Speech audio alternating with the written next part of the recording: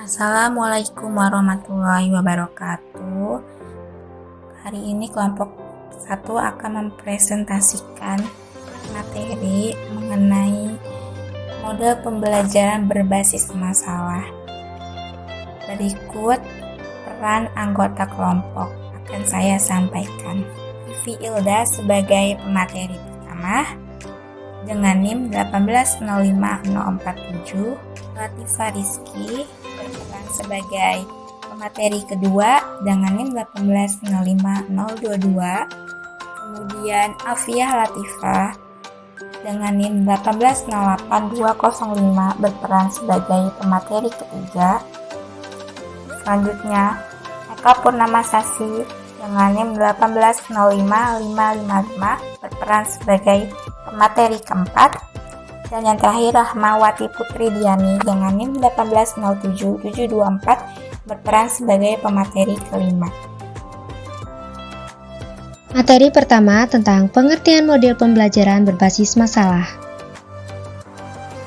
Menurut Vina Sanjaya 2009, pembelajaran berbasis masalah merupakan salah satu model pembelajaran yang berasosiasi dengan pembelajaran kontekstual. Pembelajaran di sini artinya dihadapkan pada suatu masalah yang kemudian melalui pemecahan masalah tersebut, siswa belajar keterampilan-keterampilan yang lebih mendasar. Sedangkan menurut Sumiati 2009, pembelajaran berbasis masalah adalah suatu pendekatan pembelajaran siswa untuk mengembangkan keterampilan berpikir dan keterampilan memecahkan masalah, belajar peran orang dewasa yang autentik, serta menjadi pelajar mandiri. Dari kedua pendapat tersebut dapat disimpulkan bahwa pembelajaran berbasis masalah adalah rangkaian aktivitas pembelajaran yang menekankan pada proses penyelesaian masalah yang dihadapi secara ilmiah. Model ini bercirikan penggunaan masalah kehidupan nyata sebagai sesuatu dan meningkatkan keterampilan berpikir kritis dan menyelesaikan masalah, serta mendapatkan pengetahuan konsep-konsep penting. Model pembelajaran berbasis masalah ini diharapkan dapat memberikan latihan dan kemampuan setiap individu untuk dapat menyelesaikan masalah yang dihadapi. Pembelajaran ini juga mencakup kurikulum dan proses. Kurikulum pembelajaran berbasis masalah terdiri atas masalah-masalah yang telah dirancang dan dipilih secara cermat yang menuntut kemahiran pembelajar dalam keterampilan berpikir. Dalam prosesnya, model pembelajaran berbasis masalah ini digunakan untuk memecahkan masalah atau menemukan tantangan-tantangan yang dihadapi dalam hidup dan pekerjaan. Selanjutnya adalah ciri-ciri model pembelajaran berbasis masalah. Ciri-ciri yang pertama adalah siswa aktif berpikir, berkomunikasi, mencari dan mengolah data, dan akhirnya menyimpulkannya. Dalam pembelajaran berbasis masalah ini, siswa tidak diharapkan hanya sekedar mendengarkan, mencatat kemudian menghafal materi pembelajaran, akan tetapi melalui strategi pembelajaran berbasis masalah ini, siswa akan aktif berpikir, berkomunikasi, mencari dan mengolah data, dan akhirnya menyimpulkannya. Ciri-ciri yang kedua adalah aktivitas pembelajaran diarahkan untuk menyelesaikan masalah. Dalam strategi pembelajaran berbasis masalah, menempatkan masalah sebagai kata kunci dari proses pembelajaran, artinya tanpa masalah tersebut tidak mungkin ada proses pembelajaran. Untuk ciri-ciri yang terakhir adalah pemecahan masalah dilakukan dengan menggunakan pendekatan berpikir secara ilmiah. Yang dimaksud dengan berpikir secara ilmiah adalah proses berpikir deduktif dan induktif. Proses berpikir ini dilakukan secara sistematis dan empiris. Sistematis artinya berpikir secara ilmiah yang dilakukan melalui tahapan-tahapan tertentu, sedangkan empiris artinya proses penyelesaian masalah didasarkan pada data dan fakta yang jelas. Selanjutnya, materi slide keempat mengenai tentang tujuan model pembelajaran berbasis masalah ada 12. Yang pertama, adaptasi dan partisipasi dalam suatu perubahan. Yang kedua, aplikasi dari pemecahan masalah dalam situasi yang baru atau yang akan datang. Yang ketiga, pemikiran yang kreatif dan kritis. Yang keempat, adaptasi data holistik untuk masalah-masalah dan situasi-situasi. Yang kelima, apresiasi dari berbagai cara pandang. Yang keenam, kolaborasi tim yang sukses. Yang ketujuh, identifikasi dalam mempelajari kelemahan dan kekuatan. Yang kedelapan, kemajuan mengarahkan diri sendiri. Kesembilan, kemampuan komunikasi yang efektif. Kesepuluh, uraian dasar atau argumentasi pengetahuan. Kesebelas, kemampuan dalam kepemimpinan. Kedua-belas, pemanfaatan sumber-sumber yang bervariasi dan relevan. Penerapan tujuan PBL ini contohnya seperti yang pertama, dalam sebuah kelas dibagi beberapa kelompok. Masing-masing kelompok terdiri dari 5-6 siswa. Pada tahap awal, kelompok tersebut mendefinisikan tentang learning issues berupa isu pelajaran atau masalah belajar. Masalah yang disajikan guru berguna untuk menentukan bagaimana cara membagi tugas kerja kelompok mereka dalam memecahkan masalah tersebut secara bersama-sama. Siswa harus mengetahui cara bekerja dalam tim dan melatih kerjasama antar anggota kelompok. Yang kedua, pembelajaran siswa dalam problem-based learning dilakukan dengan cara membangun penalaran siswa terhadap pengetahuan yang dimiliki siswa sebagai hasil kegiatan berinteraksi dengan sesama individu. Yang terakhir, dalam PBL, siswa diberikan soal hitungan yang sederhana.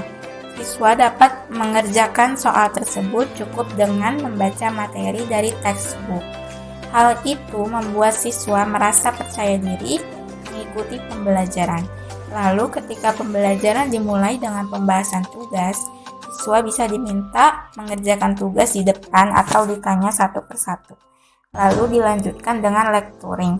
Pada kegiatan penutup, inti materi hari ini dikaitkan dengan materi pertemuan selanjutnya, kemudian ditekankan kembali oleh guru.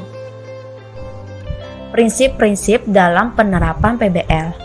Pembelajaran berbasis masalah secara khusus melibatkan pembelajar bekerja pada masalah dalam kelompok kecil yang terdiri dari 5 orang dengan bantuan asisten sebagai tutor. Masalah disiapkan sebagai konteks pembelajaran baru. Analisis dan penyelesaian terhadap masalah itu menghasilkan perolehan pengetahuan dan keterampilan pemecahan masalah. Permasalahan dihadapkan sebelum semua pengetahuan relevan diperoleh dan tidak hanya setelah membaca teks atau mendengar ceramah tentang materi subjek yang melantar belakangi masalah tersebut. Hal inilah yang membedakan antara PBL dan metode yang berorientasi masalah lainnya. Tutor berfungsi sebagai pelatih kelompok yang menyediakan bantuan agar interaksi pembelajar menjadi produktif dan membantu pembelajar mengidentifikasi pengetahuan yang dibutuhkan untuk memecahkan masalah. Dari hasil dari proses pemecahan masalah itu adalah pembelajar membangun pertanyaan-pertanyaan atau isu pembelajaran tentang jenis pengetahuan apa yang diperlukan untuk menyelesaikan masalah. Setelah itu, pembelajar melakukan pemecahan pada isu-isu pembelajaran yang telah diidentifikasi dengan menggunakan berbagai sumber. Untuk ini, pembelajar disediakan waktu yang cukup untuk belajar mandiri. Proses ini akan menjadi lengkap bila pembelajaran melaporkan hasil pemecahannya, apa yang dipelajari pada pertemuan berikutnya. Tujuan pertama dari paparan ini adalah untuk menunjukkan hubungan antara pengetahuan baru yang diperoleh dengan masalah yang dikuasai pembelajar. Fokus yang kedua adalah untuk bergerak pada level pemahaman yang lebih umum, membuat kemungkinan transfer pengetahuan baru. Setelah melengkapi siklus pemecahan masalah ini, pembelajar akan memulai menganalisis masalah baru, kemudian diikuti lagi oleh produser. Selanjutnya, variasi model PBL. Ada 5 variasi dalam menggunakan model pembelajaran berbasis masalah menurut SAUD tahun 2010, yaitu 1. Permasalahan sebagai pemandu. Masalah menjadi acuan konkret yang harus menjadi perhatian pembelajar.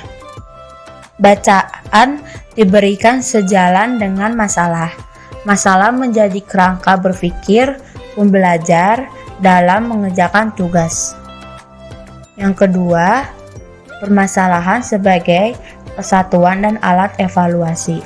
Masalah disajikan setelah tugas-tugas dan penjelasan diberikan. Tujuannya memberikan kesempatan bagi pembelajar untuk menerapkan pengetahuannya untuk memecahkan masalah. Yang ketiga, permasalahan sebagai contoh. Masalah dijadikan contoh dan bagian dari bahan belajar. Masalah digunakan untuk menggambarkan teori, konsep, atau prinsip yang dibahas antara pembelajar dan guru. Yang keempat, permasalahan sebagai fasilitas proses belajar. Masalah dijadikan alat untuk melatih pembelajar bernalar dan berpikir kritis. Yang kelima, permasalahan sebagai stimulus belajar. Masalah merangsang pembelajar untuk mengembangkan keterampilan mengumpulkan dan menganalisis data yang berkaitan dengan masalah dan keterampilan metakognitif. Ya, selanjutnya saya akan menjelaskan keunggulan dan kekurangan model pembelajaran berbasis masalah. Keunggulan model pembelajaran berbasis masalah yang pertama, melatih siswa untuk mendesain suatu penemuan. Jadi siswa akan dilatih untuk merancang cara bagaimana sih menyelesaikan masalah yang akan mereka pelajari gitu. Terus yang kedua, berpikir dan bertindak kreatif. Jadi siswa tidak hanya berpikir, hanya ada satu cara nih buat menyelesaikan masalah ini. Jadi mereka menyiapkan berbagai cara untuk menyelesaikan masalah itu. Yang ketiga, siswa dapat memecahkan masalah yang dihadapinya secara realistis. Jadi siswa menghadapi masalah itu pakai logika gitu, bukan mengada-ngada. Yang keempat, mengidentifikasi dan mengevaluasi pendidikan. Misalnya, siswa akan meneliti data untuk memecahkan suatu masalah, lalu memberikan nilai seberapa realistis sih dari data tersebut. Yang kelima, menafsirkan dan mengevaluasi hasil pengamatan. Jadi setelah meneliti data, siswa akan dilatih untuk memberikan pendapat mereka lalu memberikan penilaian dari hasil pengamatan. Yang keenam, merangsang bagi perkembangan kemajuan berpikir siswa untuk menyelesaikan suatu permasalahan yang dihadapinya dengan tepat. Selanjutnya, kekurangan model pembelajaran berbasis masalah. Yang pertama, beberapa pokok bahasan sangat sulit untuk menerapkan model ini. Misalnya, terbatasnya sarana-prasarana atau media pembelajaran yang dimiliki dapat menyulitkan siswa untuk melihat dan mengamati. Yang kedua, membutuhkan alokasi waktu yang lebih panjang. Jadi, waktu yang dibutuhkan untuk melakukan persiapan agar model pembelajaran ini cukup lama. Terus yang ketiga, pembelajaran hanya berbasis masalah. Jadi, jika tidak diberikan pemahaman dan alasan yang tepat kenapa mereka harus berupaya untuk memecahkan masalah yang sedang dipelajari, maka mereka tidak akan belajar apa yang mereka ingin pelajari. Adapun kekurangan pembelajaran berbasis masalah menurut Sanjaya tahun 2006. Terdapat 3 kekurangan. Yang pertama, ketika siswa tidak berminat pada masalahnya, maka mereka enggan untuk mencoba. Jadi kalau mereka udah nggak niat sama masalah itu, ya udah mereka jadi malas gitu. Terus yang kedua, membutuhkan waktu yang cukup lama untuk mempersiapkannya. Yang ketiga, Tanpa memahami pentingnya pemecahan masalah tersebut, maka siswa tidak akan belajar apa yang mereka ingin pelajari.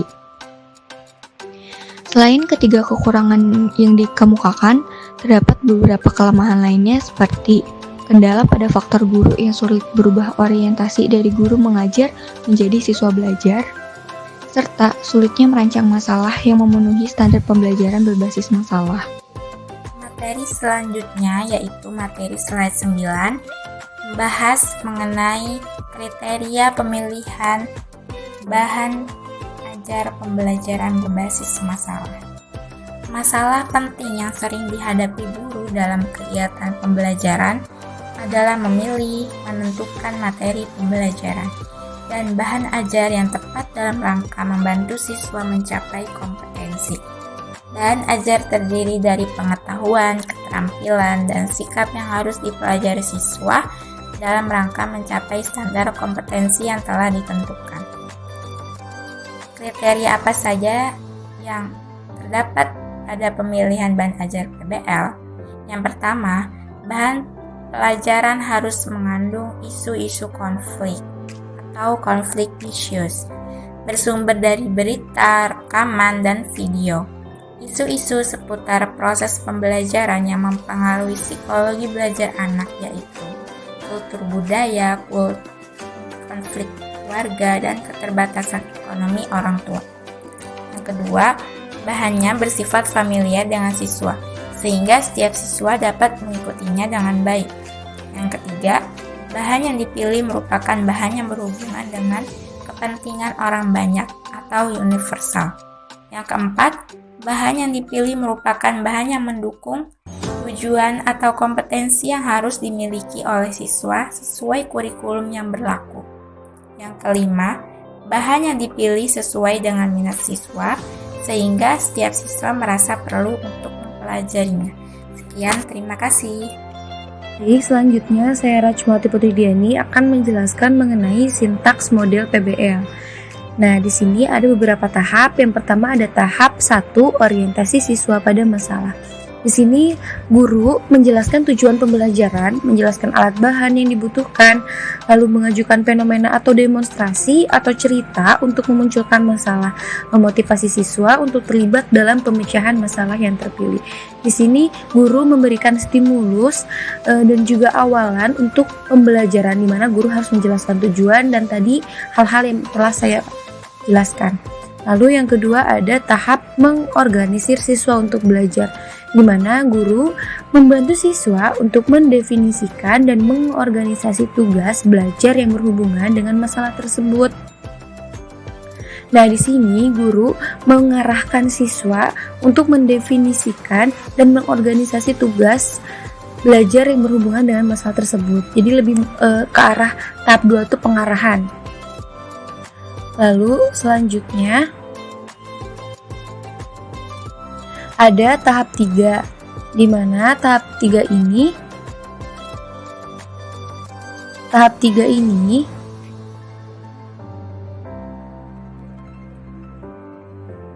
selanjutnya ada tahap ketiga, membimbing penyelidikan individual maupun kelompok.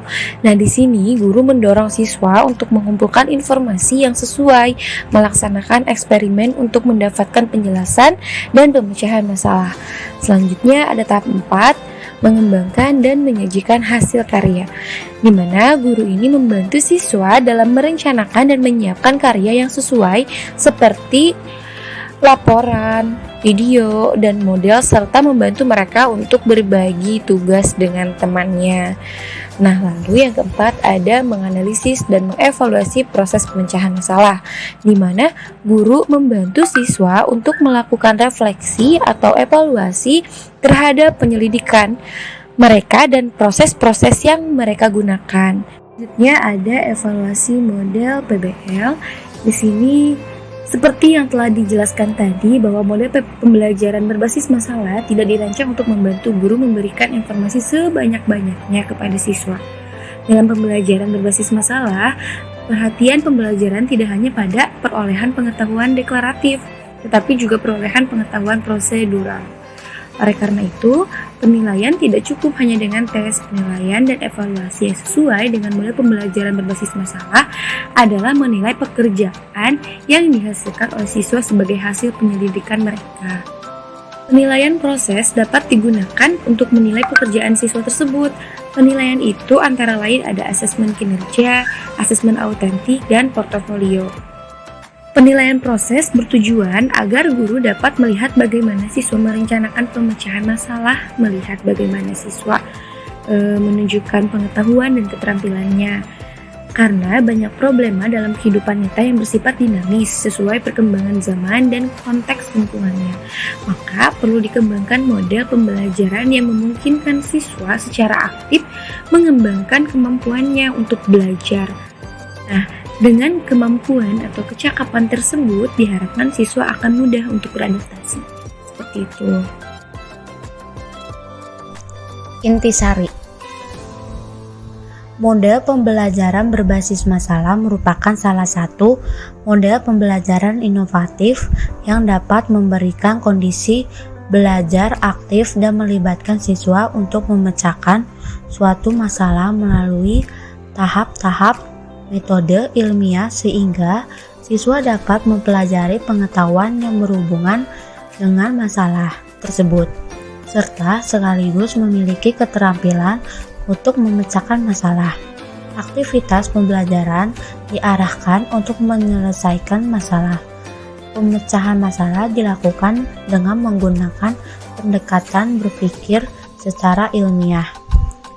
Strategi pembelajaran berbasis masalah memiliki keunggulan. Salah satunya, pemecahan masalah merupakan teknik yang cukup bagus untuk lebih memahami isi pelajaran.